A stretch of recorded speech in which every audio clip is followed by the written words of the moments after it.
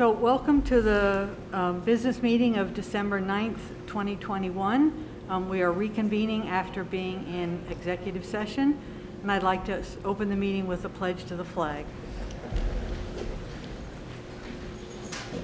I pledge allegiance to the flag of the United States of America and to the republic for which it stands, one nation, under God, indivisible, with liberty and justice for all.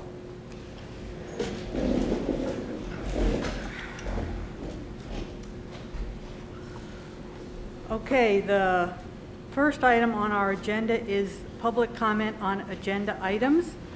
I would like to say that while the board has historically provided great leeway regarding the 3-minute time limit for public comments, in the event that the speaker is sharing hateful, hurtful, judgmental, inaccurate, or otherwise inappropriate comments, no such extension of time will be allowed.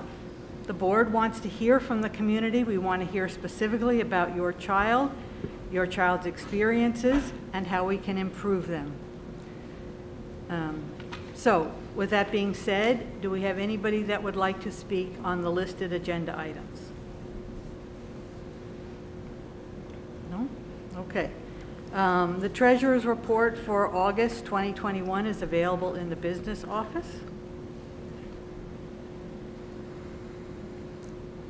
So I'd like a motion to approve the consent agenda. Resolved to approve the consent agenda items 2 through 11 as presented to the board at this meeting. Second. Questions or comments? Maureen?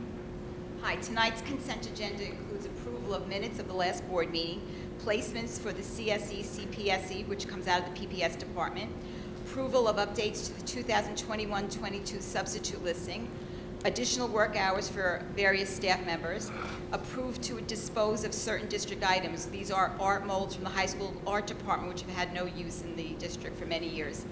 There's an approval of a revised substitute salary schedule, which will be in effect January 1st, 2022, and we will have those revised rates on the website beginning on January 1st. We're approving an unpaid leave of absence for a staff member. We're amending a probationary date due to an error in the original approval. We're accepting a donation from Mr. and Mrs. Fryer, which is an instrument, a trombone, and a music stand to be used at the elementary school, and we thank them for their donation. And it's approval of a standard workday resolution for certain appointed officials, which is a requirement from New York State. And that's it. Thank you. Questions or comments on what Maureen had to say? Anybody? Okay, all in favor? Aye. Opposed? Abstentions? Resolution passes. So we're going to begin our presentations today. Our first presentation is with Cume Partners. There are internal auditors, and they have done a risk assessment, and they're going to report on that. So welcome Ms. Sharon Eason, Manager of Commercial Practice from Cume Partners. Thank you.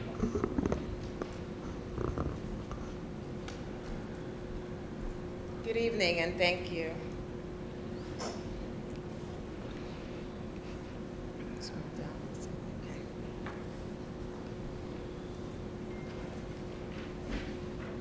Our risk assessment includes a district-wide analysis of the major district functions, processes, and controls. We consider the qualitative and quantitative factors such as materiality to the financial statements, policies and procedures, strategic planning, and organizational change. In addition, the risk assessment includes a quantitative risk rating that represents an aggregate assessment of risk relative to the financial and operating environment, the information technology, governance, internal controls, and compliance factors. Our overall goal was determined to the degree of risk within the major functional areas of the district operations. Internal audit does not strictly recommend auditing only the functional areas with the highest risk rating score. Other factors affecting the recommendation include board management, priorities, limited resources, prior audit results, the opportunity for a greater impact of adding value to the organization, and the degree of the organizational change in the functional areas. All of these factors are addressed when devising the recommended audit plan. The definition of risk assessment is on the screen, and I'll speak a little more to that. Some factors will affect the overall risk rating more than others. In other words, the financial significance, materiality, or criticality of a particular function to the organization's operations can increase the risk rating of a function. For example, if payroll and purchasing, the rating score for most districts will be relatively higher than other areas because of the financial significance or materiality of these operations. This explains that some areas, when the district may have higher inherent risk associated with them relative to other operations. Another factor that can increase the risk rating is the design of the internal controls. If the district was lacking in key controls over a functional area, such as adequate segregation of duties or policies and procedures, that would create more of a risk. The ultimate goal is to effectively manage the risk in all functional areas through the implementation of a system of internal controls that helps to ensure that errors, irregularities, and fraud are less likely or to go undetected.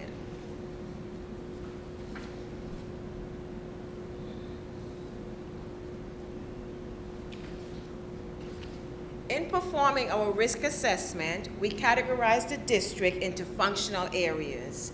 We then utilize a rating methodology that takes into account quantitative and qualitative factors such as the policies and procedures, the financial materiality, operational change, employee knowledge and training, internal controls, management reporting, and of course the laws and the regulations.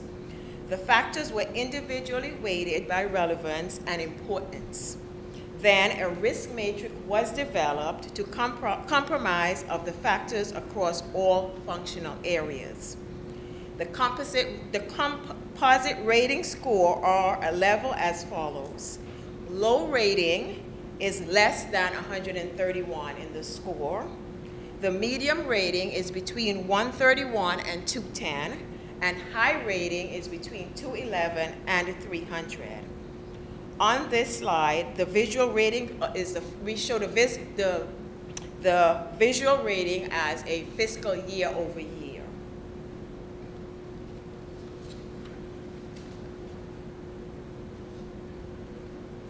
The recommendation this year, based on the risk assessment that we did, is to look at human resources and payroll. We met with the audit committee previous to this meeting, and they also are in agreement with that. And as of note from the slide before, the last time an audit was done on human resources and payroll was 2015-2016. Any questions? Having heard none, I thank you so very much for your time. Thank you. Thank you very much. I would like to take this opportunity to invite out Mr. Tom Sawyer as the chairperson of the audit committee. Thanks, Tom. Everyone, good evening. Thank you. Not really a whole lot to add to that. I don't know if there's any questions. The audit committee would follow that recommendation for auditing the human resources and payroll. Any questions, comments? I don't have a question, but I do have a congratulations. I do want to recognize the efforts of Ms. Jill Figuerella and all the members of our business office. Obviously, the ratings are all very well, which means we're doing an excellent job in making sure that the public's money is carefully cared for. So I want to commend all of them. I also want to commend Sharon for that is a lot of work and information squeezed into 6 slides, which I think is the most impressive presentation I've seen in a long time. So thank you all. Absolutely. Thank you. Thank you, Tom. And as long as we're talking about money, the next presentation is Jill Figuerella on the financial forecast of the district. Isn't it bigger?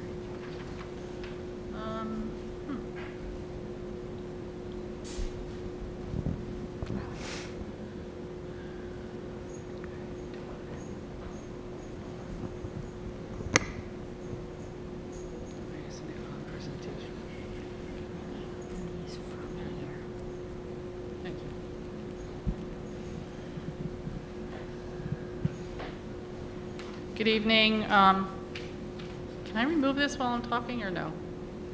You do it? Can I remove this while I'm talking or no? Yes. Okay. Thank you. Okay. Good evening. Jill Figuerella, business official for the school district. Tonight, I'm here to talk about our multi-year financial planning process. So the district has begun to start the process for the budget for 2022-23, and we're starting to meet with different leaders of different departments to incorporate their budget information into our budget presentations, which will be upcoming tonight. I think we're adopting the budget timeline if possible, and this is really an quick overview of how we look at financial planning as we go forward, because we can't just look at the current year, we need to look forward at years coming to understand where we are and where we need to get to and so forth. So for financial planning to start out, we usually try to identify what our priorities are. We make program and financial recommendations, or the building principals make recommendations to myself and the superintendent and what they'd like to see happen, our curriculum director, our special ed director, and so forth, and what their needs are going to be in all the individual departments. And we build our budget around those district goals and their needs. So there are a lot of factors that obviously affect our financial condition, and these are three of the main things that not just myself, but these are three of the main things that would affect our financial condition. And one is, I'm just going to go into a little bit of explanation of each one. Our organizational factors would be things such as our current leaders, our culture of the district, our vision and mission and goals of the district. There are a lot of environmental factors that affect our financial condition. For instance, housing markets, inflation facts, student needs, our population, like what is our enrollment going to be in the next few years, and income levels of residents. A lot of that meaning like wealth factors. So wealth factors have a lot to do with the state aid that we get. So the fiscal factors that affect our financial condition, of course, would be the state aid that the district gets, which is about 20% of our revenues, the rest coming from local taxes, and the tax cap calculation. Again, that presents itself and presents the levy at some point to feed into our financial condition, what kind of spending habits we have, our policies, district policies, and of course mandates that we are given by New York State and how we fit those into our budget as well. So the school district, is always planning and trying to provide the most equitable education we can within the means of our budget. We have to take into consideration safety and security of our students' learning environment, such as the campus security, maintaining our facilities. Sometimes those things are outliers. We look at the education and the program pieces, but we have to remember there's the facilities and other types of things that we don't necessarily recognize as part of education plan, but they are. And does our educational plan provide for professional development for our teaching and non-teaching staff? And how are we meeting the state mandates, and how are we remaining under the tax cap, having to meet those state mandates, right? So there are a lot of mandates that we have to fit into our budget that can sometimes, force our budget to be higher than we expect it to be, only because we're mandated to do certain things. Like the New York State tax cap, how is that going to help us get to our budgetary needs, and do we have to supplement that with fund balance? And how do we communicate that with our voters, and how do we get them to come out to vote, and so forth? How do we get our program concerns addressed when we have to meet the tax cap? So these are our major financial planning priorities, and in the area of expenses, so what do we know right now, and what are those big ticket items, right? So we have our instructional salaries for our staffing. Right now, our teacher's contract is in negotiations, due to be negotiated by the end of June. Hopefully we know some more information about that soon, so that can help us develop our budget. We have healthcare costs, and right now I think all areas of business and private, public sectors are, seeing increasing costs there. Pension costs, you might see them going up or down. For non-teaching and teaching expenditures, that's the biggest part of our budget is our salaries. It's about half of our budget. Capital upkeep and expenditures that we're anticipating. A lot of times we forget, we have to remember to look at what are those replacement costs of classroom furniture. What are our paving needs, our field work, our fencing needs, our operations and maintenance needs for machinery and vehicles, our HVAC replacement units in all of the buildings. I can tell you they run about $7,000 or $8,000 a piece for each unit. And there are many units throughout the building. Some of our larger units are over $30,000 a piece. Athletic equipment, things that don't necessarily need to be replaced, every year or every 5 years, but they need to be replaced. And funding plans for these types of items on a gradual basis really lets us project and have continuous general operating expenses. It doesn't interfere with our programmatic budgeting. And then we have our revenues, and we need to know where that money comes from. Again, as I mentioned earlier, 20% of our state aid and local revenue is being generated to keep us under the tax cap, but 80% of taxes, 80% comes from taxes and the use of our reserves. So I spoke a little bit about capital planning in the previous slide, and I want to emphasize that a little bit more going forward. So recommended by the State Comptroller's Office, and if anyone would like to see the guidance on that, I did include a link here where you can go and look at that publication, what their recommendations are for school districts in general. It includes identifying and prioritizing a list of capital assets that need to be replaced at some point in time. Establishing an informal plan. I mean, we're a small district. I don't think a formal plan is necessary. Some of the larger districts with, 5, 6, 7, 8 and plus buildings, need to have a more formal type of plan. And within their budgets to include a transfer to the capital fund each year so that we can replace those assets on a sustainable but rotating schedule. So we're not just at the end of the year maybe taking some remaining funds from our appropriations and using them to buy this or that or 10 of these, and it keeps us on a better cycle if we plan for those things ahead. It helps us set budgetary goals to meet significant financial responsibilities without overburdening our taxpayers in any particular year, and avoids long-term financing or inhibiting programs so that we have a gradual funding stream instead of an influx all at once. Again, I'm going to stress we need to predict the sustainability of programs and the development of future programs that promote achievement. We identify where those potential shortfalls could be. We determine if we have existing revenue streams that are sufficient, and if not, where can we get that revenue from? Are there grant programs that we can reach out to and apply for? Are there things that we can do to try to generate some revenue? And what can we do to implement the change in order to do that? We have to keep monitoring our aid projections, our fund balances, and our expenses.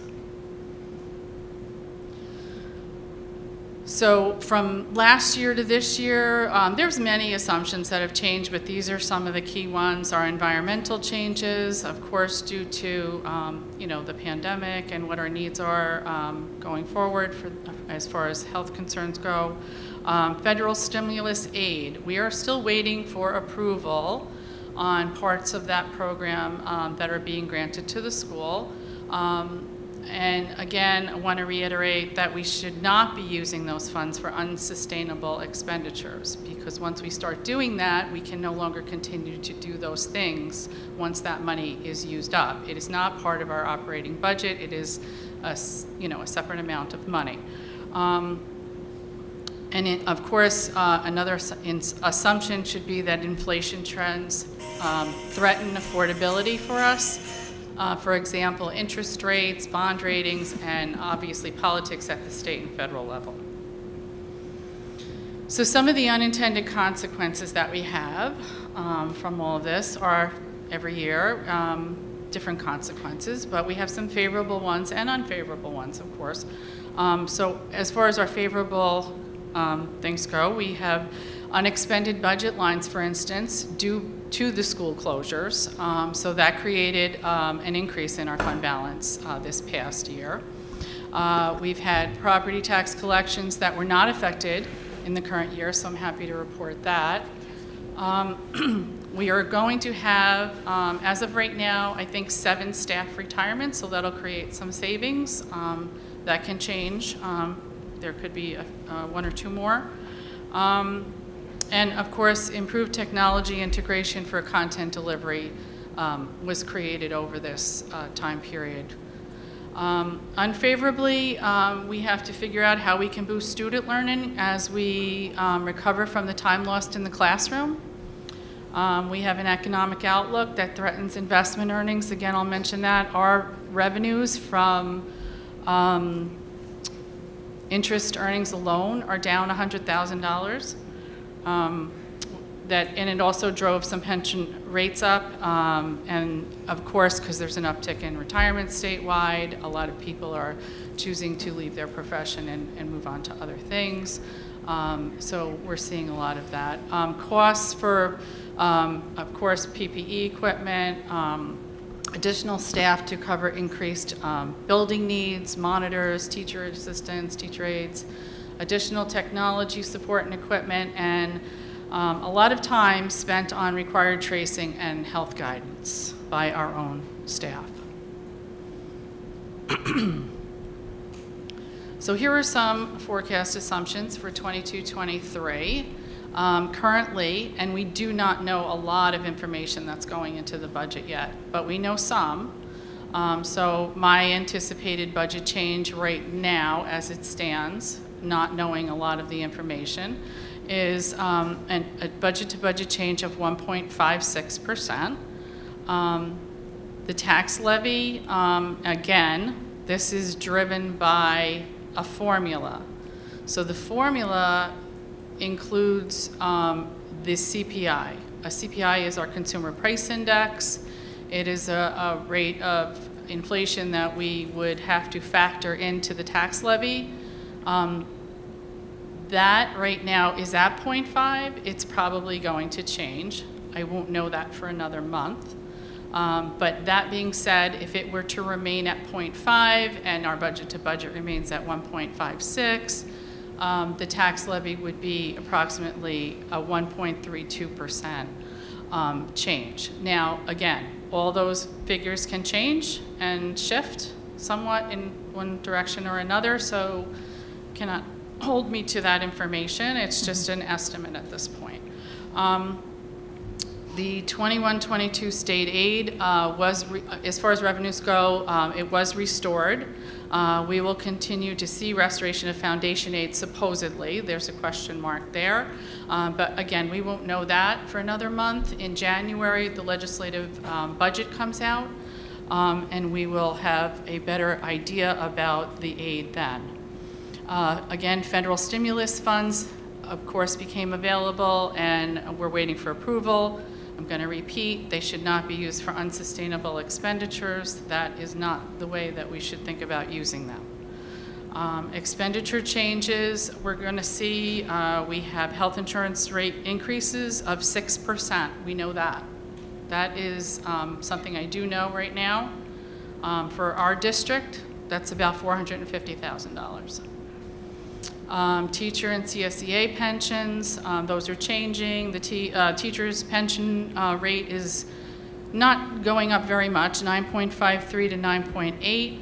And the employees' retirement system, which is the non-teaching staff, is actually dropping from 6.2% to 11.6%. A big change in that rate. However, the salary base for that particular unit is one quarter of what the TRS rate is. So the savings there, although there is some, is not as significant as the teacher's payroll. Social Security taxes are fixed at 7.65% on all salaries, so with natural increases that will increase. Again, our administrators union and the CSEA contracts are in effect, and they are settled as of right now, but the teacher's contract is currently in negotiations. So looking at our reserves, because when we get all of our revenues and we get all of our expenses, the way that we come to balance the both of those is through the use of reserves if we have them. So we are including in this year's budget, we will be the use of our debt reserve in combination with our general operating reserves in order to balance that budget. The amount is dependent on, of course, changing state aid, which I'll know in another month, and the CPI, and any revenue or actual appropriations that are remaining at the end of this fiscal year. So right now we're only about halfway through. We won't know, we'll have a better picture of that, let's say in the next 60 days, where we may end up at the end of this year. And again, it's very preliminary. So, so the considerations that we need to the things that we need to take into consideration are always the possibility of state aid cuts that could be on the horizon. Our pension contribution rates are known as of right now. What we don't know is what the final salaries are going to be for the teacher's contract. But again, next year, again, this is a multi-year financial plan that we're thinking about, right? So it's not just for the coming year. So will the economy bounce back? How much? That will affect our pension rates. Possible impact, any inflation will have an impact on the district's bond ratings, and that can change the cost of borrowing funds. We're going to be bonding the project that we just completed, so that'll be happening in July, so hopefully we'll see a good rate on that. We need to bolster those capital funds for future infrastructure needs that I talked about earlier. New economic realities. What does the job market look like? What are sales tax revenues? How is inflation and housing? And the ability to protect the taxpayers' investment in education and provide equity while trying to close those achievement gaps. That's what our reserves may help us do, some of these things, because we need to, again, close that gap between the expenses and the revenues, usually in our budgets from year to year. Okay.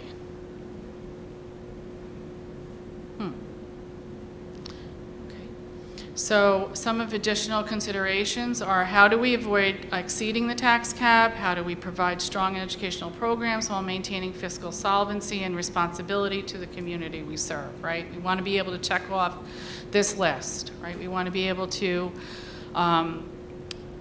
successfully negotiate the bargaining unit contract and make changes in there that are favorable, programmatic changes when necessary. We want to be able to review our class size and enrollment from year to year, know where we stand with that. Unfortunately, we don't know where we stand with enrollment sometimes right up until the end of August. We start collecting that information and registering children, I think, in February, or we're registering them all the time, but we go right up until August before we know what our final counts are, especially for kindergarten. we have to be able to check off the box that we're renegotiating vendor contracts on time. We have our school lunch contract expiring this June, so that's, we're beginning work on that now. And how much use of fund balance are we using? And when we use fund balance, I'd like to mention, it's something that definitely mitigates the additional local tax burden, and I don't know that a lot of people understand that, but when we have leftover funds at the end of a fiscal year, either revenues or expenditures that weren't spent, and they go into a reserve, when we build our budget the following year and we use some of those reserves towards the balancing of the budget, we are reducing the burden of adding taxes onto the tax levy. In other words, we're using money that's already been received, and we're putting those towards next year's budget. I don't know why this is doing this. Okay, so a goal overall, find a balance to support the district's educational vision while closely managing district finances and remaining fiscally responsible to the taxpayer, weighing all those costs against the benefits of what we're doing. And this is my information where you can find me if you have questions or anything that you want to talk about financially or fiscally or about the budget or many different topics. Does anyone have any questions about any of this? Jill, you mentioned, and I just want to have this stated out loud, you mentioned federal funds cannot be used for unsustainable expenditures. Can federal funds reduce the state aid? I'm sorry, can federal funds? Reduce the state aid. So federal funds cannot reduce the state aid, no. Federal funds are a separate bucket of funds that the district gets to use towards whatever the criteria is that they tell us we can use it for. I mean, the umbrella for the federal funds is really about recovery for lost instruction, safer building spaces, really all pandemic-related expenditures that schools maybe have endured or can continue to endure to help get the students through this pandemic and back to some sense of normalcy. So it's obviously much more detailed in terms of what buckets you can use that money in, but in general sense, it's meant to support academic programs and capital improvements related to pandemic instruction. We can't take that money and use it to lower a tax levy or anything like that. It's just, it can reduce the burden on taxpayers because we now do not have to take those expenditures that we need to use on capital expenditures or loss of learning out of our regular general operating budget. They're allotting this money to use towards that. Right, so while they can't have a direct impact on the tax levy, they could in fact have an indirect impact on the tax levy by offsetting other expenses. But Jeanette, you weren't asking, that wasn't your question. You were asking if I'm understanding what you're saying, you're asking if we have this money, does that allow the state to kind of back out of their support of the district by us getting those funds? That wasn't my question, but that's a good question. Okay. I thought that's what you were saying. That's what, at first I thought that's what she was asking. It is additional money. It's not, if we take this, we lose that. No. And I think the best way to think about the federal stimulus money is it's really a reimbursement. It's not money that was transferred into our general fund that we could then use to offset the tax levy.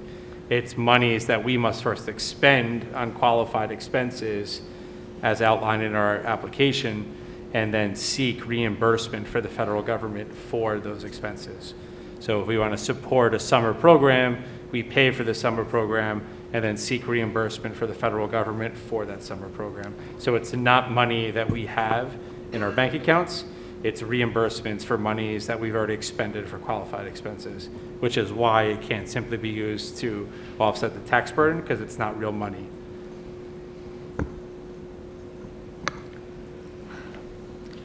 Jill, I've heard from some people who have listened and looked at our budget in terms of the fund balance that it sounds like fund balance is a savings account.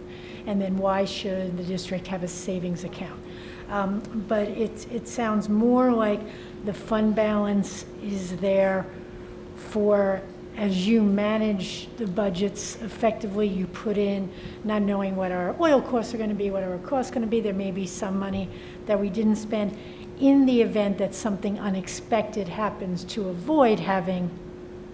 Right, so just to simplify it, I think at the end of every fiscal year, there's always going to be an unspent amount of money that hopefully that we have, and you know, they become part of our reserves, whether it's revenue or unspent budgetary funds. And there are two types of reserves. There's unassigned and there's assigned reserves. So unassigned reserves just represent the 4% fund balance that we're, by law, can have on an ensuing year's budget. But the assigned amounts are for specific purposes, such as like our capital reserve fund. It can only be used and designated to support, you know, inevitable like future projects that we have, and all those reserves, it can only be used for that. So all the reserves that are assigned are regulated by New York State. So there are reasons that we have those reserves put aside for those reasons, and we can't just give back anything that's left over. We have to reserve it for specific reasons and then build a budget the following year or in following years to use that money when we need to supplement it. Right, and I think the implementation of the tax levy cap in New York State makes a reserve, a healthy reserve balance, even more important in the event that CPI comes in really low and we have no ability to levy taxes from the community, or say we had a devastating year and the community is really suffering and the community can't afford any additional levy and taxes. Our expenses for our contractors, our personnel contracts, our health care, all of those other expenses are still going up, regardless of our ability to levy, regardless of how much state aid we receive from New York State. So we need to have some way to offset those expenditures. And what used to be, you would go out to the community and say, we're really sorry, we got shorted on state aid, our health care really went up, we need 8%. We need the community to support 8%. Now there's a limit for what we can really ask the community to support without seeking a supermajority, which makes availability of those reserves even more important to remain fiscally solvent and to support our community without overtaxing them. And a good example of that, I talked about earlier, our health cost is going up 6%, $450,000. That's just one item. The difference in the tax levy that I'm expecting this year is like $220,000. So where do we find the other part of that $450 to cover that? Are there things that we can cut? Maybe there's some. Are there things, you know, are there expenses that are going to increase? There are. There's going to be other expenses that increase throughout the budget. Salaries. There's going to be not only salaries, there's vendor increased costs with vendors. And then that causes us to have to dip into those reserves to make those things come together. Jill, how does our state aid compare to other districts as well as the state? So in this part of the state, the Hudson Valley, not the lower Hudson Valley, more this part of the, because it's even lower for them. We get about 20% of our revenues from state aid. There are districts in upstate New York who get up to 70% of their, but in this area, it's about 20%. On the other side, some are as low as 5, I think I've seen. Yeah. Down in Westchester, there are many districts who are much lower than us. But yeah, it varies throughout the state. And overall, I think, and as far as the state aid bucket goes, we get about 6% in this region overall throughout the state. The primary factor is something they called combined wealth ratio. Right. And that factor is really the major factor to determine what percentage of that state aid bucket each district receives.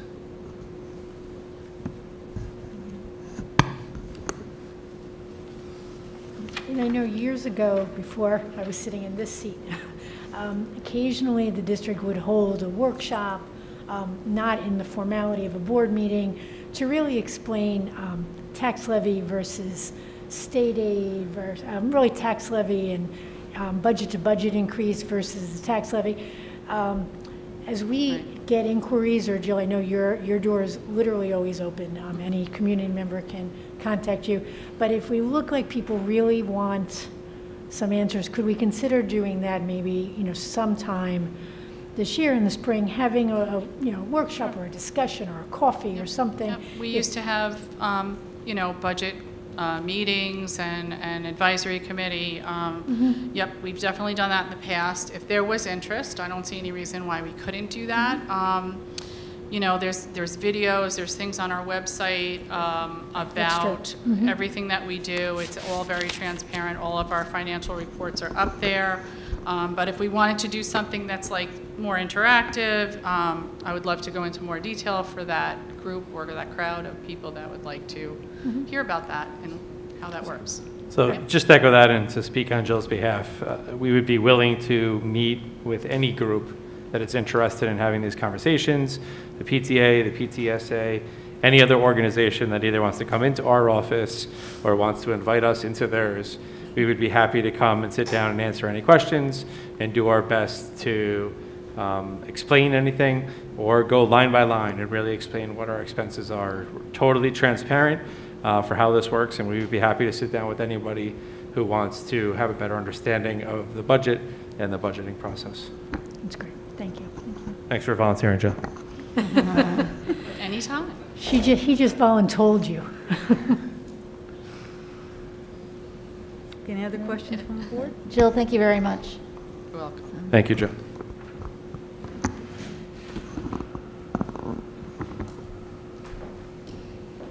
Okay, student representatives, welcome, Leanne. How'd you do? You make me cold looking at What you. was I going to say? Did you win? Yes, we did actually. Very good. So our languages other than English had their dual inductions on November 30th. So that's Spanish and French honor societies. And then our chorus concerts for the middle school were held in the PAC these past Wednesday and Tuesday for 7th and 8th grade. Our student government had a meeting with the lunch program, Dogmer and Armark, and it was very productive. Learned a lot and got a lot done. And then we have our holiday toy drive, children's of all ages, run by the NHS, which is donating to Murray Prairie, and that is being run from November 29th to December 13th.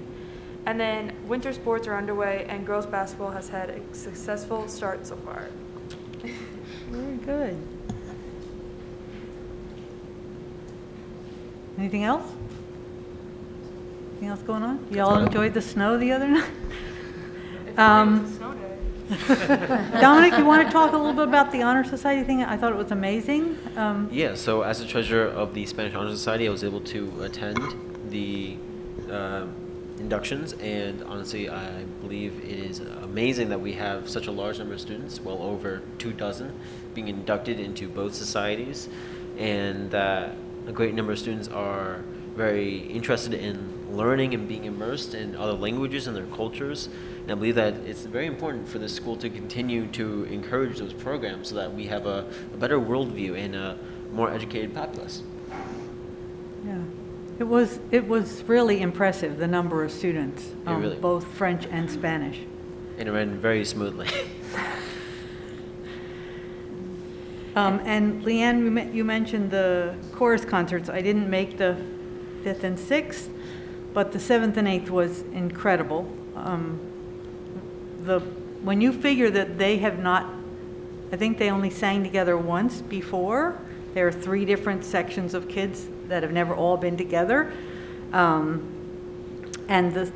the music was complicated, leveled, some amazing soloists. So like all in all, like a really, really terrific job. Definitely. So congratulations. And I love hearing that you all met with Aramark and our food service. Ms. Figueroa, as you start negotiating contract, will you seek the input of our students following these meetings? Absolutely. That's great, because they are the ones eating it. So. Okay, Dr. Luft. Okay. I want to begin by saying how wonderful it is to see some new faces in the crowd and welcome both new and familiar faces to our board meeting. Recently, myself, Dr. Doherty, and Ms. Levine got to participate in mock interviews with Mr. Baker's class, and I know I've said this before during board meetings, it's definitely one of the highlights of my year. One, I get to leave the office and visit the buildings, but even better is I get to hang out with the kids. So the class, they practice mock interviews, they write resumes and cover letters, and they come in to be interviewed for a job of their choice. The three of us serve as their interviewers and really sort of take them through what it would be like in a real interview scenario, briefly debrief with them individually, and then actually this year, Jackie and I had the opportunity to go back to the classroom on Monday, and we were there for a 60-minute class, and I don't know what he had planned for the class, but we didn't finish in the 60 minutes. It was like rapid-fire questions, students asking, what should have I said here? What did you want to hear for this question? And it was just really a great opportunity to connect with the kids and hopefully give them some real-world skills. So that was fantastic. We had our Aspire celebration, recognizing the student artwork downstairs. Is always impressive. Anyone who's in the building for athletics can go and see down by the senior lounge all of the previous Aspire drawings hung up. This one is a bunch of individuals. They display no gender, no face, no expressions, but really showing how unity and how they're working together to really hold the weight of the world up. Is probably a terrible description from a non-artist, but it's the best I can do. So I think we had already talked about the Gratitude Festival held here. Unfortunately, we were unable to hold it at the Cultural Center, but we were able to hold it in our band room. As always, amazing performances, current and former students. The house was packed and plenty full of talent. Always a great experience. I was able to bring one of my sons who really enjoyed it. And again, the Lote Honor Society induction, as well as the middle school chorus, where I also attended the 7th and 8th grade chorus and was very impressed. As noted in our previous presentation, it is officially budget season. We've begun holding our preliminary budget meetings with our building principals and department chairs as we begin to build out our 22-23 school budget. Winter sports have begun. I do want to recognize Eva DeChent, who has committed to play basketball at URI next year. Congratulations. We filmed another episode of Inside Putnam Valley Schools, highlighting our elementary school, specifically introduction and welcoming of our new elementary school assistant principal, Jennifer Pico, and recognition of the elementary school's last success on last year's state assessments that placed them in the 96th percentile, or the top 4% of all elementary schools in New York State. So huge congratulations to our administrators, our teachers, support staff, and obviously our elementary school students for a job well done. The next phase of our facilities project, I know it seems a long time ago where this was approved by the voters, but the second phase of the middle school bathrooms is currently out for bid. So if anyone here is a contractor or knows a contractor who is interested in bidding, as long as they promise to give us a really good price and do a really good job, I encourage them to do so. That's out to the public and will be opened in the near future. We had mentioned the consent agenda subpositions. The district continues to struggle, like many in our area, to fill substitute positions. That does include the traditional substitute teacher, but also substitute bus drivers, substitute monitors, substitute cleaners who can come in and work at night. So if anyone's interested, looking to make some extra money, our new rates make us extremely competitive, especially among the schools in our region. It's not a bad gig. You get to come hang out with us. So anyone who out there interested, please take a look. The more detailed document will be available in the minutes and see exactly what we're offering for individuals who are looking for some part-time work. Unlike many schools in our area, knock on wood, we've had a pretty good run on the COVID front. We have had a couple cases over the last couple of recent days. I do know there was a bunch of elementary school students quarantined as recently as today. But all in all, we've been in a pretty good place, and I hope to continue so, especially as more and more students become vaccinated. A memo went out to the community offering an opportunity to participate in student surveillance testing. I just want to emphasize this is completely voluntary. New York State requires that we offer student surveillance testing, but there's no threshold, there's no certain percentage of students that we must test. But we do want to offer it for those who are interested in taking advantage. Vaccination status does not matter. I'm sorry. So if you're interested, please take the opportunity to fill out that form so we can get a sense of how many students would be interested in participating. The student vaccination form will be sent out to the community after the holiday recess. For those individuals with students between grades 7 through 12, you've already seen the form. I think we've had almost 400 responses with individuals uploading their vaccination cards. I know some younger students have completed their vaccination series. I'm just hesitant to send it out to the whole community because I don't want many individuals uploading sort of half-completed vaccination cards. So if you're done and you would like to fill it out, we can certainly make it available. It's still out there in the public, but a communication will be going out following New Year's to provide anyone opportunity who wishes to fill in their vaccination information may do so. And obviously the biggest positive of doing that would be if your student is exposed to a positive individual, they would not need to quarantine as long as they remain asymptomatic. So that's the list our school nurses use, and we report that information to the Department of Health. The Department of Health uses that designation to not quarantine individual students who are fully vaccinated. Some upcoming events. We have BOCES Tech. It has their virtual information. Normally they come to the districts and explain their programs, but they are still doing it virtually. So that's taking place on Friday, December 10th. We're doing a bus ride with Senator Serino over the Pudding Street to Conic Bridge. This was previously scheduled a few months back and canceled, so now this is the rescheduled event. We had mentioned the chorus concerts at the middle school this week. Band concerts will be taking place next week, again, all in the high school PAC. Our PV Booster Club is holding the first, probably annual, alumni basketball tournament and fundraiser, and that'll be taking place on Friday, December 17th. We look forward to welcoming back some of our PV alumni, and we're hoping nobody pulls a hamstring.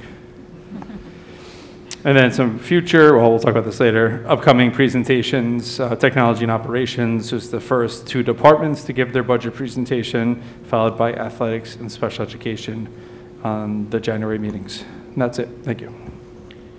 And Dr. Luft, that's a very comprehensive report. I don't want this to look like I'm nitpicking, but in case she's watching, Ava DeChent is not allowed to go to college next year. She's still a junior, as Leanne pointed out. She committed, but we have her another year. So just wanted to clarify. I would never get rid of her a year early. My mistake. Leanne commented. So. Also, just for the board's information, I didn't realize when I went to the concert last night. So I get to the door and the girl said, you have your tickets? I was like, tickets? You need a ticket? She's like, yes. And I'm like, I don't have a ticket. She's like, I have to speak to Mrs. Cummings. So I guess they're trying to socially distance families and spread them out in the auditorium. So I don't know if that's going to be true for the rest of the concerts, but there should be a way like that, like who should we contact and how do we get it? Sounds like Susie. You neglected to tell them that you sat next to the other person who showed up without a ticket or a seat. That was me. Anybody we know? So yes, the intention is just to allow families to sort of sit together and create some space between families. That's why we're holding all these concerts in the PAC. It allows them, they're using a ticket system, not that you have to purchase the ticket, but by reserving the tickets, it allows Susie and others to seat families in sort of clusters while providing some space between families from a social distancing standpoint. So I would encourage anyone who plans on attending a future concert to reach out to either the band or choral teacher or directly to the PAC, and we'll make sure to facilitate that. I'll reserve your ticket for you for the next couple. Okay. Because I know that the high schools is in January, I think. So anyway, just for information. But I'm glad that it was full. It was great to see so many people. Okay, we're moving on to new business. Item number 1, please. Resolved on the recommendation of the superintendent of schools that Michael Ruffo be granted tenure as a teaching assistant in the Putnam Valley Central School District effective January 11th, 2022. Second. Questions or comments? I do want to recognize that Mr. Ruffo is with us this evening, looking dapper as always. You could stand up and be recognized. Let's vote first. All in favor? Aye. Opposed? Abstentions? I abstain. Resolution passes. Congratulations, Congratulations. Michael. You've been our member of our family forever. So this is just another step in your journey. Number 2, please. Resolved on the recommendation of the superintendent of schools to appoint Nicole Diodana to a 4-year probationary term as a .6 social studies teacher and a .4 special education teacher, commencing on September 1st, 2021, and terminating on August 31st, 2025, in the tenure area of social studies and special education at the high school on Step 3 MA of the PVFT salary schedule. Ms. Diodona holds social studies 7 to 12 and students with disabilities generalist 7 to 12 initial certifications. In order to be eligible for appointment to tenure, said employee must receive at least 3 APPR ratings of effective or highly effective during the 4-year probationary term and may not receive an ineffective rating in the final year of probation. Second. Questions or comments? I just want to point out that Ms. Diodona has provided service to the Putnam Valley School District for several years, first as a part-time basis and now a full-time appointment. So there's no change to that appointment. This is just a resolution capturing the work that she's already performing. All those in favor? Aye. Opposed? Abstentions? The resolution passes. Number 3, please. Resolved on the recommendation of the superintendent of schools to appoint Alyssa Himmelfarb to a 4-year probationary term as an ENL teacher commencing on January 3rd of 2022 and terminating on January 2nd of 2026 in the tenure area of ENL at the middle/high school on Step 4 Masters of the Putnam Valley Teacher's Salary Schedule. Ms. Himmelfarb holds ESOL Provisional and ELA 7 through 12 professional certifications. In order to be eligible for an appointment to tenure, said employee must receive at least 3 APPR ratings of effective or highly effective during the 4-year probationary term and may not receive an ineffective rating in the final year of probation. Second. Questions or comments? All those in favor? Aye. Opposed? Abstentions? The resolution passes. Number 4, please. Resolved on the recommendation of the superintendent of schools to appoint Megan Cassidy to a 4-year probationary term as a math teacher commencing on January 13, 2022 and terminating on January 12, 2026 in the tenure area of math at the middle school on Step 2 MA of the PVFT salary schedule. Ms. Cassidy holds mathematics 7 through 12 initial certification. In order to be eligible for appointment to tenure, said employee must receive at least 3 APPR ratings of effective or highly effective during the 4-year probationary term and may not receive an ineffective rating in the final year of probation. Second. Questions or comments? We welcome Megan into our district, but she will take in the place of a long-serving math teacher at our middle school, Ms. Pat Vandeveld, who will be retiring in January. So we thank Pat for her many years of service, and we welcome Megan back into the Putnam Valley School District. All those in favor? Aye. Opposed? Abstentions? The resolution passes. Number 5, please. Resolved on the recommendation of the superintendent of schools to appoint Melissa Clements to a long-term substitute position as a teaching assistant at the elementary school effective December 6th, 2021 at the substitute rate of $85 per day until certified through on or about March 31st, 2022 or sooner at the discretion of the Board of Education. Second. Questions or comments? All those in favor? Aye. Opposed? Abstentions? Resolution passes. Number 6, please. Resolved on the recommendation of the Superintendent of Schools to accept the resignation for the purpose of retirement of Elizabeth Boscarino, a bus monitor, from the district effective the close of business on June 30th, 2022, as per document number 100/22 attached to the agenda and official minutes of this meeting. Second. Questions or comments? All those in favor? Aye. Opposed? Abstentions? The resolution passes. Number 7, please. Resolved on the recommendation of the Superintendent of Schools to accept the resignation of Mary Bondi, a senior office assistant from the district effective the close of business on November 30th of 2022, as per document number 103/22, attached to the agenda and official minutes of this meeting. Second. Questions or comments? I just want to wish Ms. Bondi and Ms. Boscarino the best, only the best in retirement, and thank them again for their many years of service to our students. Thank you. All those in favor? Aye. Opposed? Abstentions? Resolution passes. Number 8, please. Resolved on the recommendation of the Superintendent of Schools to adopt the 2022-23 budget timeline as per document number 101/22 attached to the agenda and official minutes of the meeting. Second. Questions or comments? When is this going to be published? I would say soon after this board meeting? Oh, okay. So people can find it on the website? Yes. Okay. All those in favor? Aye. Opposed? Abstentions? Resolution passes. I first had to warn all the people that we're going to be presenting. Number 9, please. Resolve the recommendation of the Superintendent of Schools to accept Acumen Partners Risk Assessment Update for fiscal year 2021-22 and the recommended audit plan as per document number 104/22 attached to the agenda and official minutes of this meeting. Second. Questions or comments? Tom, she said she was coming back like February, March, right? Is that like that's when they're going to actually do the risk assessment?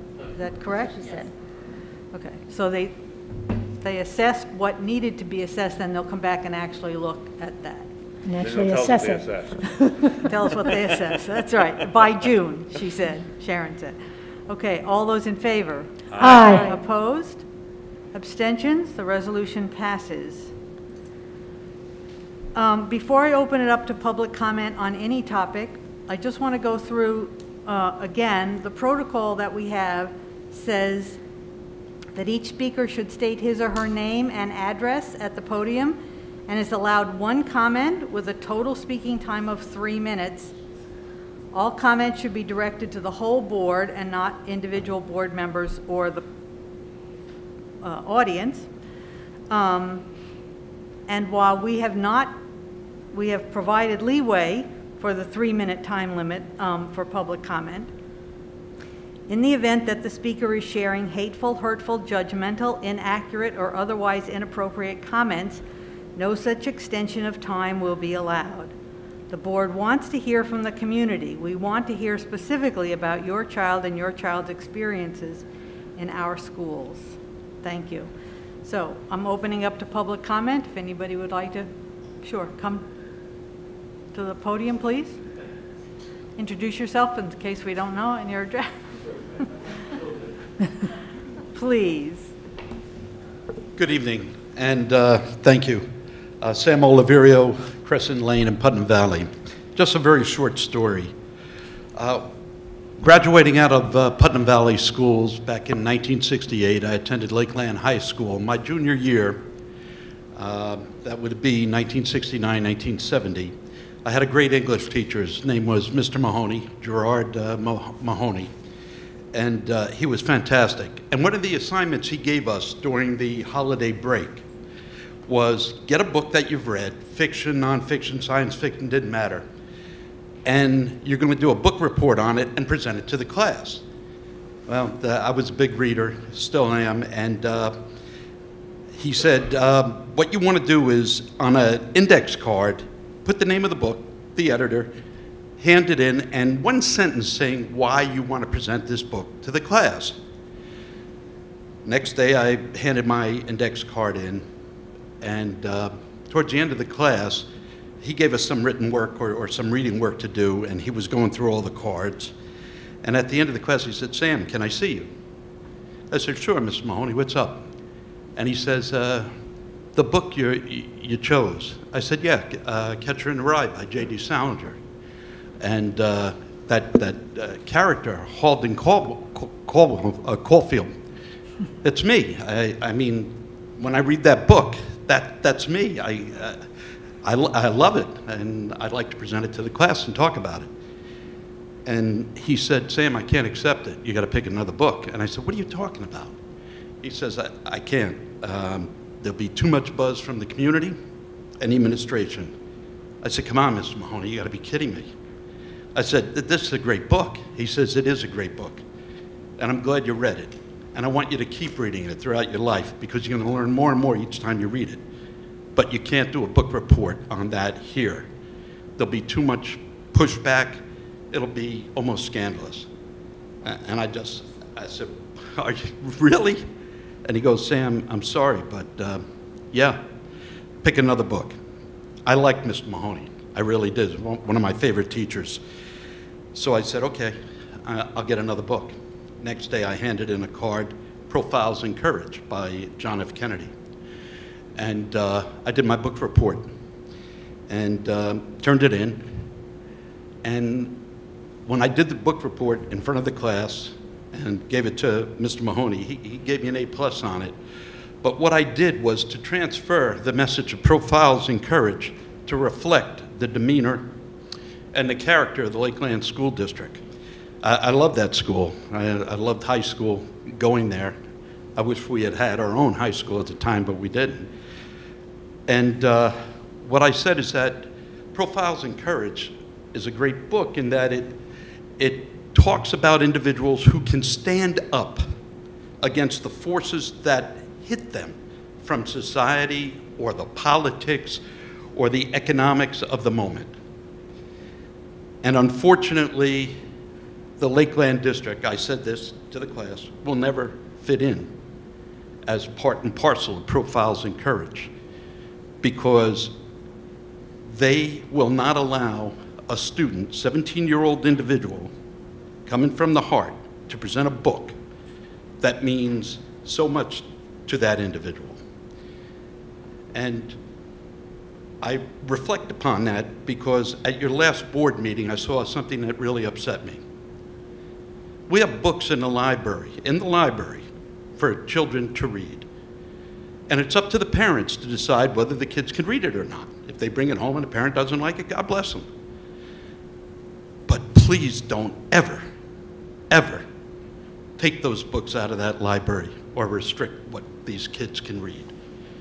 Because the mind of an adolescent or a young person needs to expand beyond the confines of their small environment. That book, Catcher in the Rye, meant more to me when I read that than any other book I'd ever read up to that time. I could relate to that character. I could relate to its angst, his questioning of who you are in the universe, what you are to do in the universe. And I was so disappointed when I was told I could not do my book report on that. So I compliment the Putnam Valley School District for being able to weather the storm and keep those books available. We're not assigning them, these books that may upset some parents, that they may think are inappropriate, and that's fine, and the parents have that right. That's what parents do. That's what they're supposed to do, is to guard their children to what they feel may be the harms of society. But it is not for a library, especially a library, which is the institution that provides every view of the universe possible to any individual who seeks that view. And that's how it should be. So I want to compliment the board, the district. Keep those books there.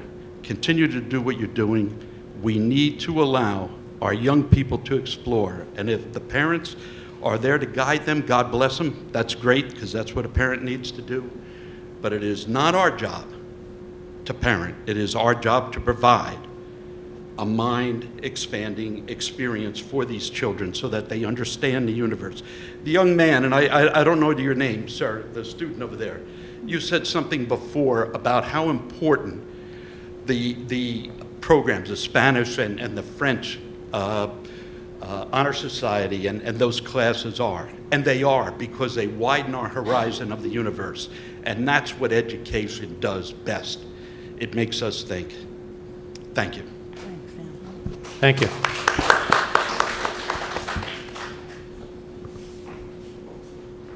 Nicole Berglass, Tanglewild Road. Good evening.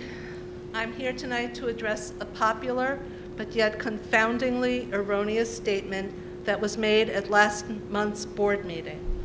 The statement was made by a member of the community who probably thought they were clever. They were not clever at all. The applause they received was inappropriate. They stated that the wearing of this mask is equivalent to the Jews having to wear the Jewish star in Nazi Germany. I, of course, was disgusted by this ridiculously ignorant remark.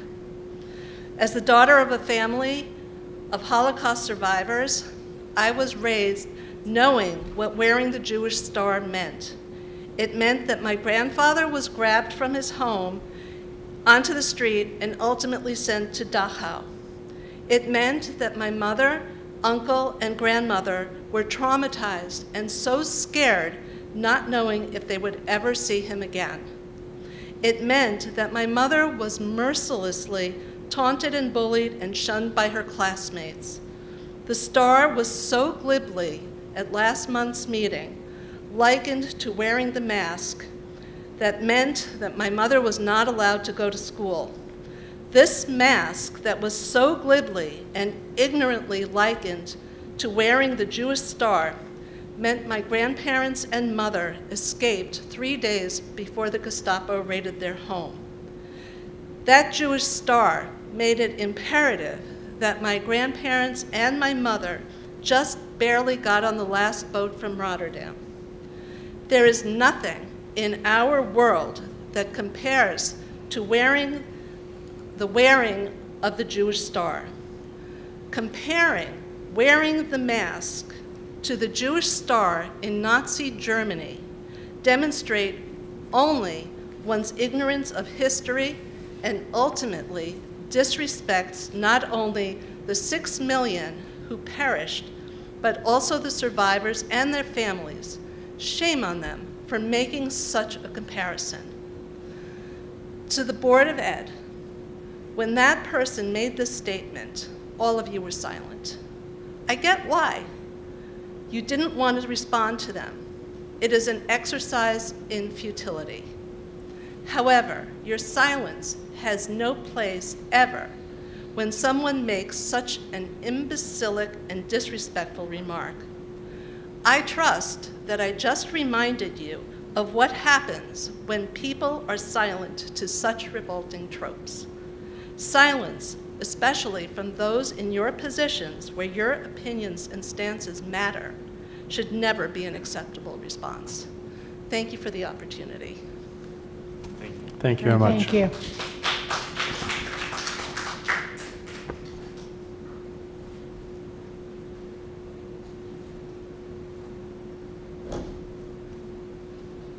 Hello. My name is Keenan Deegan. I live at 43 Dunderberg Road. I just want to thank this board for your commitment to the community and this school district. Your hard work is greatly appreciated by many. I also want to mention the school administration and teachers. You know, teaching in the best of times is a very difficult subject or profession to master. With COVID, it's twice as difficult. I think our teachers should be commended for the work that they do. And I also want to mention Dave Spittle for the work that he's done at the school district. The school has never looked better. He's done a wonderful job.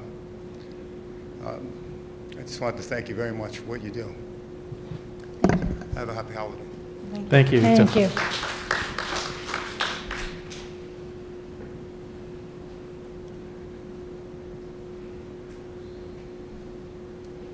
My name is Tim Barnes. I live on Northway in Lake Peekskill. I also would definitely like to thank you for all your service. I know you guys have, I've been watching the meetings, and it can't be an easy job. I wanted to just talk a little bit about what my expectations as a parent are, and hopefully this gives you some insight for some of the other people who haven't been coming to the meetings, what we're looking for from Putnam Valley. Some of the things I want my kids to learn is what research is. I did a master's program, I've done 3 actually, so I know research, and I know what's involved with it. And it's not Facebook, and it's not YouTube. And I want my kids to learn what real research is. I want them to find out what reliable sources are, and what isn't, and what the scientific method is, and what facts are, what an opinion is, as opposed to a fact.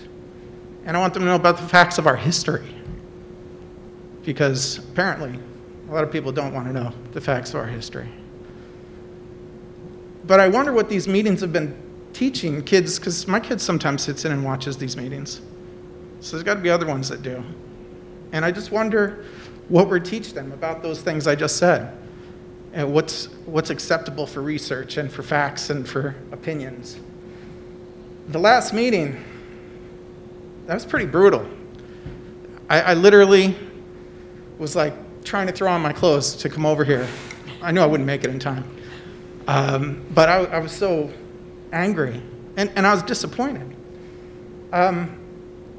Somebody came in talking about their research, and they decided to talk about the DSM-5. They had some pseudoscientific equation of transgenderism with body dysmorphia. And like the woman just mentioned, I was pretty disappointed not to hear any pushback on that from our board.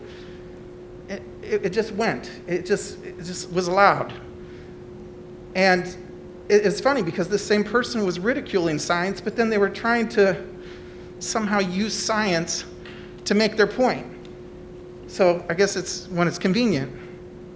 But here's some of the things. I watched back the board meetings several times. I heard them call transgenderism a mental disease, and there was no pushback, and a mental illness, and a mental disorder. And they compared it to schizophrenia, bipolar, and diabetes, and there was no pushback. And this is an academic institution, is it not? There has to be some pushback when fake science is thrown out in an academic setting. There has to be. No different than what the woman mentioned earlier. There also has to be some pushback because you have a board over there that rule number 7 says making deprecating or disparaging remarks or libelous statements is not accepted. But it was last month. The fact is that when the DSM-5 was rewritten to version 5, they made an explicit decision to take gender dysmorphia and turn it into a diagnosis, not a disorder, for exactly the reasons of that confusion that was created at the meeting last time. It is not a disorder, it is a diagnosis. And there is a difference. A diagnosis is a reason for discomfort. A disorder is a mental illness, as this person was trying to say it is. For a little background, body dysmorphia is a disease. The person's perception of their body is that it's malformed somehow, such as anorexics. And changing their body does not change their opinion. They can get skinnier and skinnier and skinnier. They still think they're overweight. We all know this. That is a mental illness. They can't see their body correctly. Their reality is literally distorted. And so that needs to be addressed. The funny thing is, I have a copy of this, and this is what I grabbed when I was thinking of coming over here. I literally had this in my hand. I was trying to throw some freaking clothes on so I could come over here. Because I was so pissed about somebody who thought they knew what the hell is in here talking about it. So, by the way, nowhere in the section on body dysmorphia are the words gender dysphoria or transgender. It's nowhere in here. In fact, it's 209 pages later that it gets its own section. So I wanted to set that straight because no one else thought that was important to challenge that. Gender dysphoria, that is not seeing what isn't there. There's no distortion of reality. This is why it's a diagnosis and not a disease. It's quite the opposite. These people know exactly who they are and what body they're in. They have a sense that they feel like their body doesn't match who they are. That's not an illness. So previously, in version 3 and 4, it was a disorder. It was considered an illness. But they made that explicit change to it being a diagnosis so that people would not label it and therefore label people in such a negative way. I mean, when we're here talking, we're talking about students, right? Isn't all this about students? So somebody came in here at this microphone and talked about students having mental illnesses and basically telling them they're sick in the head, and it wasn't challenged by anyone in here. I just couldn't believe it. So I wasn't so mad at that person. Obviously, they're just one of these people who thinks they know what research is. But I wasn't real happy with our board not saying anything. So I can't even imagine, like, what if I were transgender and I was listening to that? I just can't even imagine. I hope no one did, but I just can't imagine how that would have felt for me. Telling people they have a mental illness, a mental disease, again, these phrases, a disorder, because of how they feel. I don't understand, where is the empathy in the Putnam Valley community? And it's not just on that issue. Man, every board meeting, I hear people have absolutely zero empathy. They have no way of putting themselves in other people's shoes, because I can't imagine saying what that person said without any possible way of looking at myself from outside and saying, Jesus, I could really be hurting some people with what I'm saying. Crazy. Instead, just get accusations. So, I mean, I can't imagine being a person who lives every day of my life thinking that I was supposed to be in a different body. I can't imagine that. Most of us probably can't. But that's part of empathy, realizing you can't and appreciating that. You know, people's feelings are valid, but instead, these people get compared with schizophrenia or having bipolar or diabetes. So I don't feel it's anyone's right to be questioning someone else's feelings, but I do feel like the board has two responsibilities. I think number one, making sure whatever is being discussed here is worthy of an academic setting. Again, I've heard people say they're not into censorship, neither am I, but this is an academic setting, and the conversation should be related to that. And second of all, those conversations, the board should make sure are not deprecating, disparaging, libelous, or hurtful. And that's what I expect. Thank you. Thank you very much.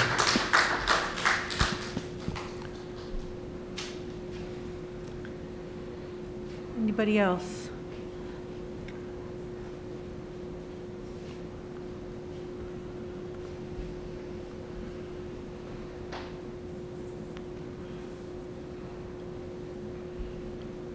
Stephanie Bale, 44 Hudson View.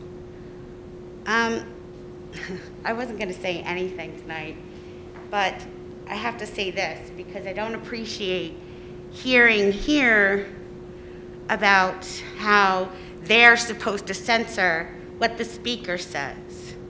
I pay taxes here just like everybody else, and I should have the ability to say what I want, how I feel, if we're talking about feelings. And I have to just put this out there.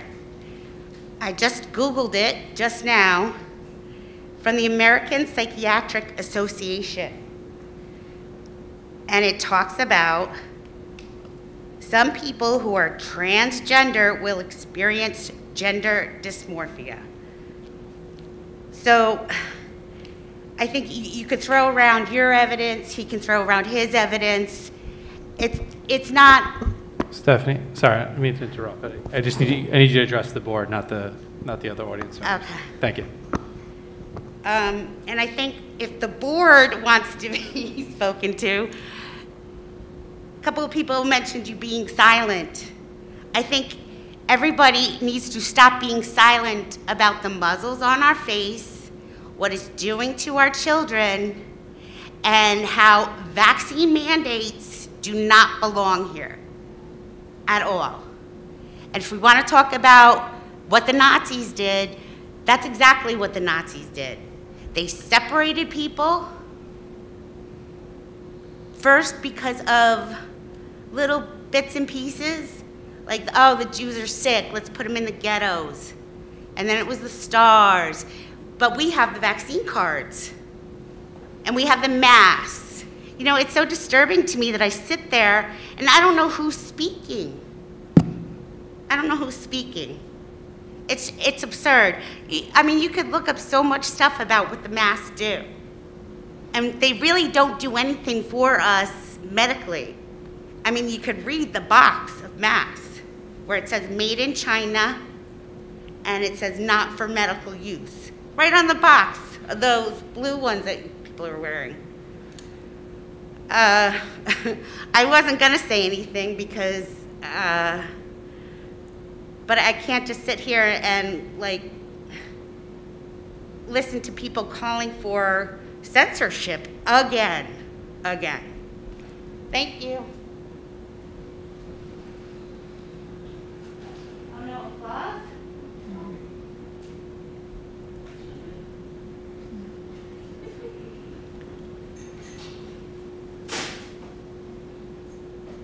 Wow. It's kind of, I just want to say that I feel that the last meeting got to you. Yourself? Who are you? Could you? Oh, I'm sorry, Mark Weiss, 54 Hiawatha Road. Thank you. Putnam Valley, New York. It felt to me when I watched that last meeting that it was hijacked by 4 people who decided to show up and kind of offer very extreme views on stuff. And I was so proud tonight, I won't talk to you, but I want to let you know who spoke, that people stood up to say the things that needed to be said. What just needed to be said needs to be said, that masks are not muzzles. Masks prevent the virus from spreading. 800,000 people have died from COVID, and 750,000 people died in the Civil War. If you want to dispute that, look that up in your Google thing. So we need to have courage to talk to each other and to be kind to each other at the same time, and to deal with these kinds of issues, and to support you. I think you got blindsided, and I don't expect you to be silent anymore. Or however you decide to speak up, that's fine.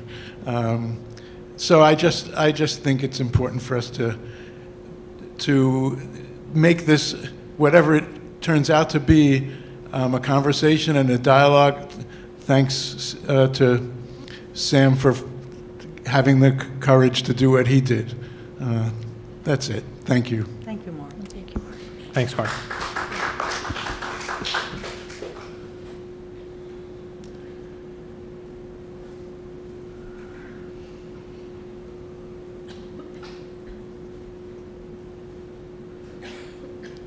Hi, I'm Charis Russell. I live on Walnut Road, and I just want to say hi. I'm new to, my son just came this year, and I probably have a differing opinion from a lot of people here, but I'm not a confrontational person.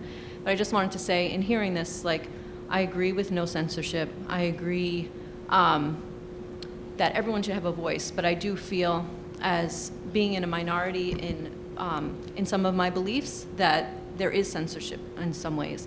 So I just want to say that I think we all should be respectful, but like thinking about the books that were talked about last time, I think there's a difference between one of those books that was spoken about and The Catcher in the Rye. Like that book, like we do make judgments. Some of that material seemed pornographic.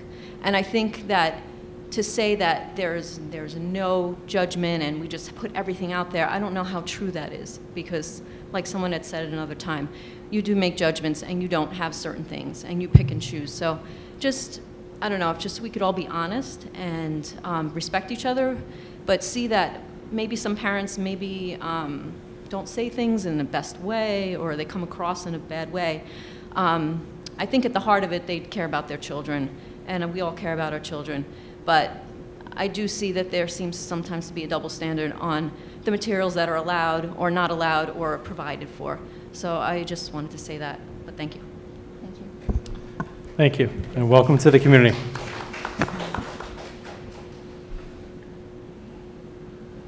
Anybody else? Okay. I'm sorry.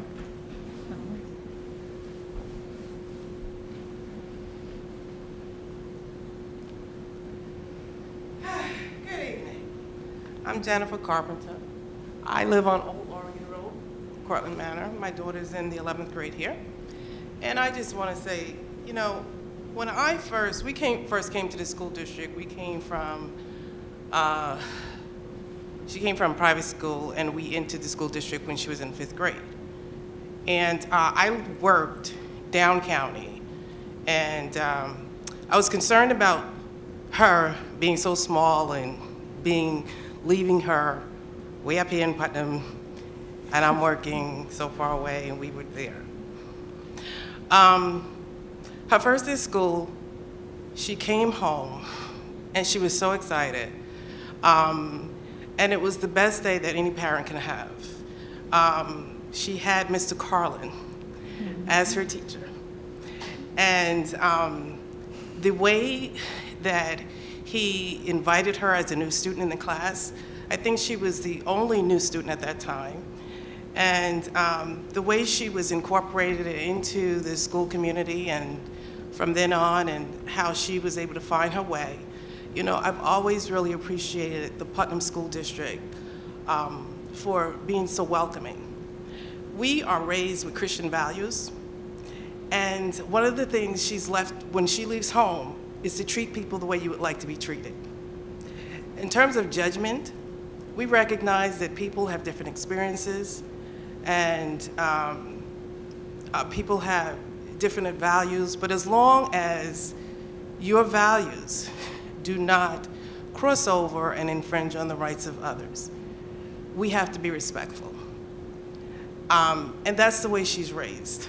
And I have to say that, you know, following suit with those values and the parents and the students that she's met here, we've had a wonderful experience. I heard a lot about your school board meetings. I've always found myself involved with, actually I'm retired law enforcement, but I'm part of a lot of different committees and things, and it seems like Thursday nights is always, I got something going on. I'm on another Zoom call or whatever. But I recognize that the outcry from the community really needed a pause, it seemed like, and a voice to bring people together and to stop. We're talking about children. And it's important that we allow them to be able to experience the world in their time and to be able to learn and not necessarily have to follow suit in how we see things. They engage, their world is very different. As long as we have a relationship where we're constantly in conversation with them, that they are being using good judgment and that they are being safe. And constant communication allows you to constantly see where they are in their thought processes. But having said all that, I'm just going to simply say that, you know what, I've been very, very satisfied with the Putnam Valley School District, and the high school in particular. The lessons, I will say that I've actually been surprised with the curriculum and some of the books that she's brought home, and the conversations that we've had over the variety, the diversity of the books that she's been exposed to. And I wanted to say I'm very pleased with it. And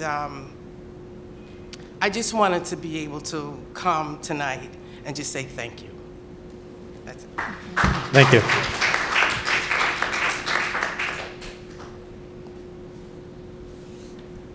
Okay, anybody else?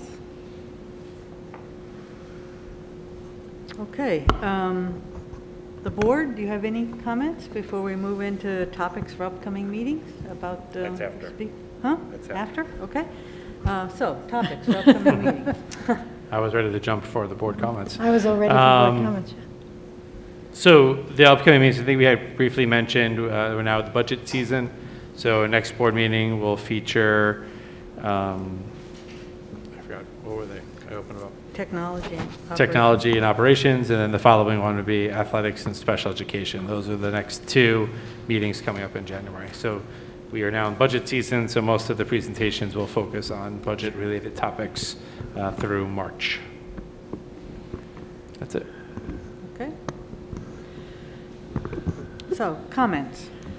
So I have a couple. One from 3 weeks ago. One was our last, but there's one in December, one in November. Always throws me off. So whenever it was, I've really been thinking a lot about literature. And Mr. Oliverio, your story is exactly what I was going to talk about today, in that I think good literature is supposed to offer our students windows, doors, and mirrors.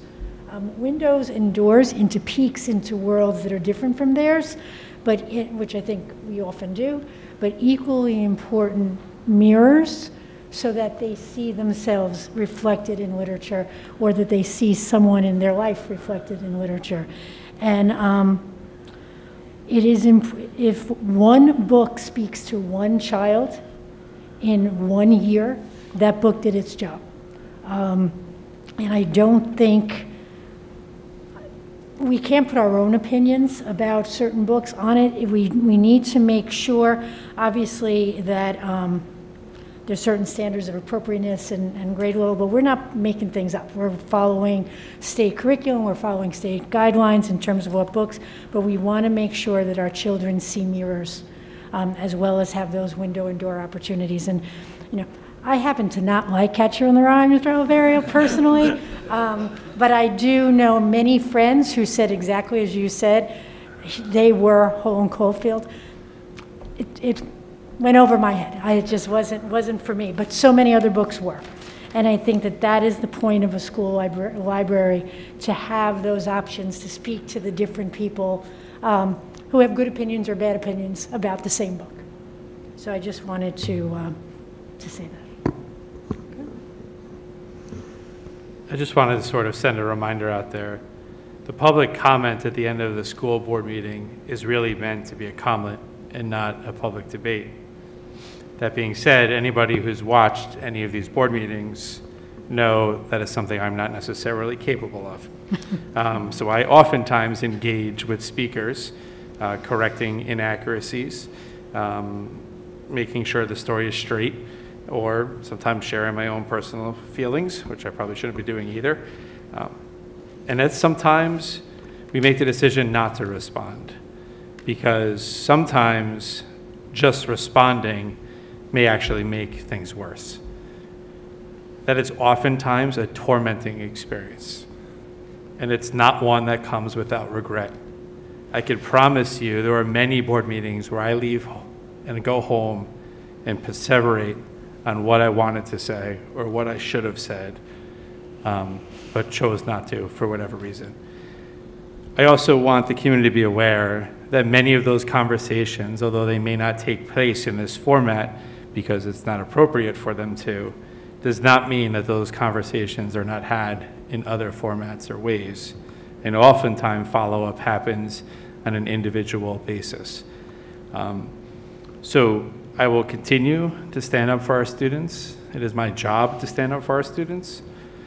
And that's primarily what my goal is.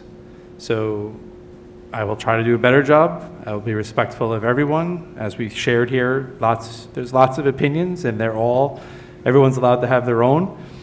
But I certainly will not stand for judgment and hate and other things of that nature that are being shared at a publicly broadcast meeting. And someone had mentioned, I think Mr. Barnes had mentioned, that his son watches these meetings. Well, I'm oftentimes embarrassed to admit that my two sons oftentimes watch these meetings and are full of commentary when I return back home. In fact, last board meeting, my younger son asked me why I was spending money like a drunken sailor, and then questioned how much money drunken sailors had to spend.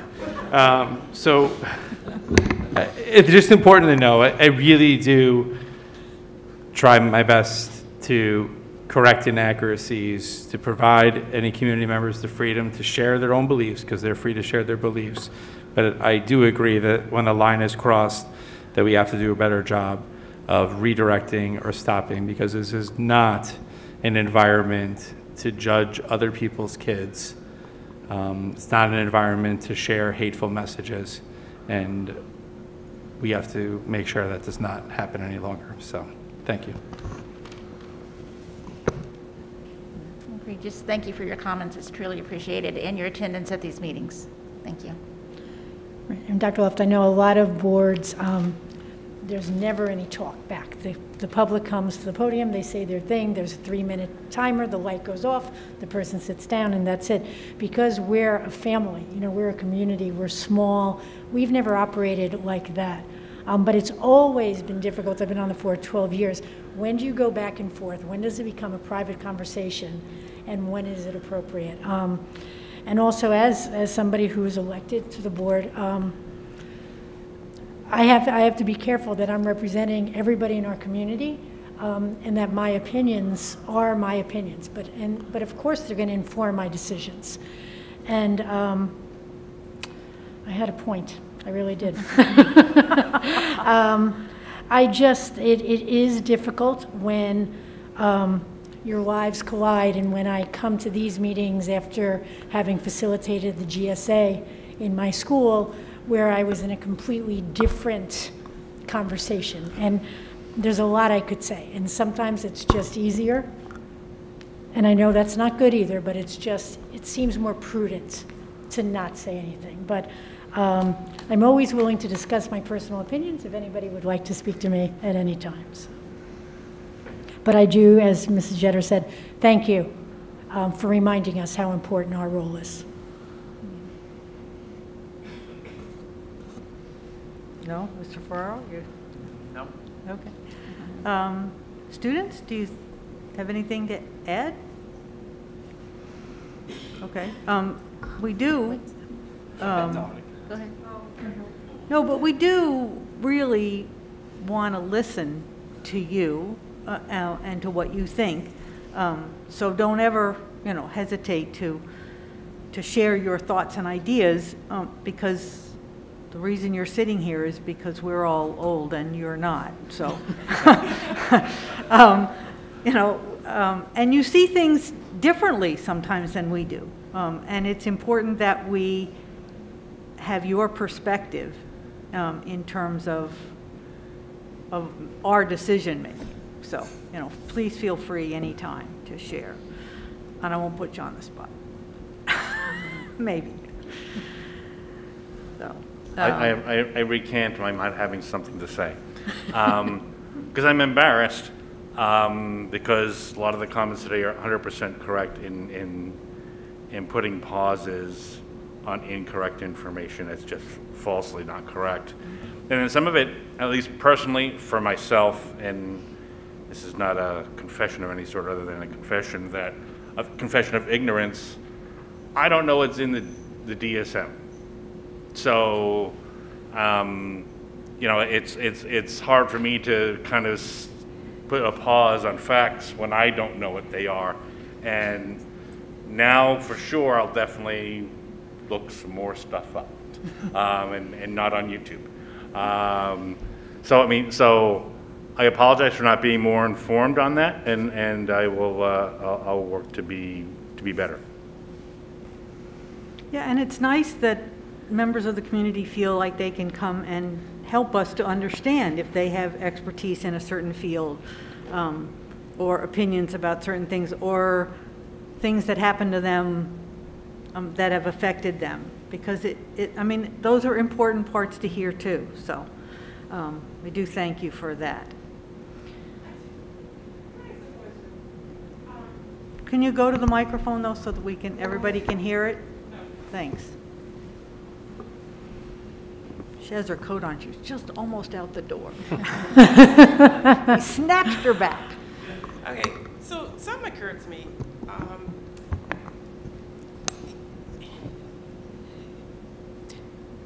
Okay, we're in a time where mental health, there seems to be a lot more understanding in mental health. And it seems like the kids can also use more understanding in signs and symptoms of mental health, just for their own self, siblings, classmates. Years ago, I took a course here, mental health first aid, and I took it with, I think it was open to parents, but this staff. And then since then, I became an instructor as well. And although I instruct most adults, and it doesn't have to be me, but would you consider having a course for kids to help them understand mental health? And really it's just to identify signs and symptoms. And so it helps to build a level of empathy and compassion and understanding that they may even be able to go home and help family members out and broaden the conversation in terms of how important it is to understand mental health and how that impacts how we talk to each other and how we, what we allow to become so important or to help manage us, manage our day, and allows us to manage ourselves as individuals. So that's all I just wanted to say. Thank you. Thank you. Sure. So we actually just recently had a conversation with some of the clinical staff and some of the teachers who loved that course and are talking about bringing that back and opening it up for community members. Earlier today, we met as a committee, a school counseling advisory committee, and I think it's so important that that our message get out there. And one of the things was about communication and how we're communicating about the social and emotional learning opportunities that our students have within the district K-12. And I love your idea actually about teaching, about really taking that course that we did offer and bringing it into the upper grades in high school especially.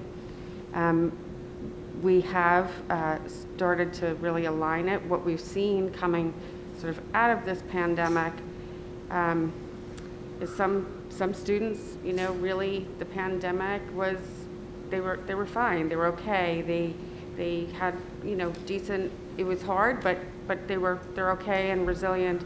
But a lot of our students are struggling, and how do we bring awareness to them, to their peers who can help them and engage with them? So a lot of the things that were just commented on, we are seeing and certainly responding to, but I really love the idea of bringing that course back, not only for our adults, but really to our high school and potentially middle school students.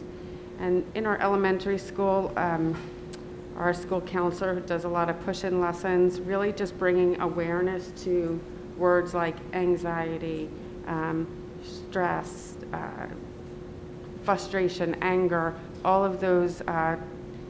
terms just to become familiar with them, and knowing that this is a safe place, school is a safe place to be able to seek help and to learn. Again, I think moving back to, everybody's back now in school, just moving towards more awareness and more opportunities to learn about ourselves and about others and how we can help others is a great direction. So Natalie gave a much more articulate answer. Mine was just going to be absolutely. I just have to say, in listening to all of this, and as a public official and, as a school administrator for a long time in this community, the needs of our students have changed, for sure. And I think that there are a lot of great things and a lot of great opportunities, but responding to those needs, it is our job as a school district to meet students where they are. Whether if they're in pain, if they're happy and they have great experience, enhancing those. If they're in pain, working with them, with their families.